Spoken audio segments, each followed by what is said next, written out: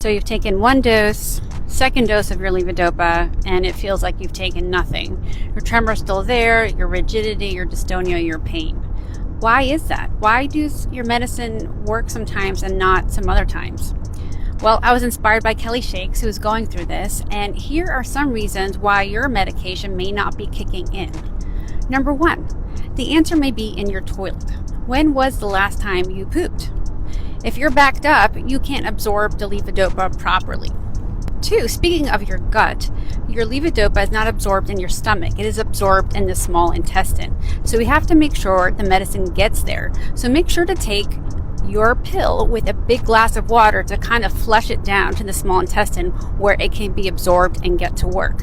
And speaking of gut, let's talk about food. If you're taking your medicine with food, especially if it has protein, it may not be absorbed. Protein and levodopa don't play nice together, and they compete for absorption. So you might need to separate your medication from your meal times.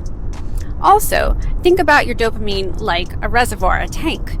And sometimes it can be helpful to take a long-acting version of a medication at night. So you don't start the morning from rock bottom or empty.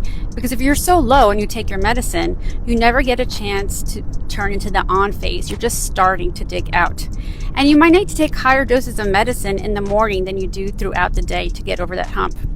And be careful if you're taking probiotics. This could be a problem too, and I'll go over that in another reel. So I'd love to hear what leads to levodopa failures for you, and please share if you found things that make your levodopa more reliable so we can all learn. All right, take care, guys.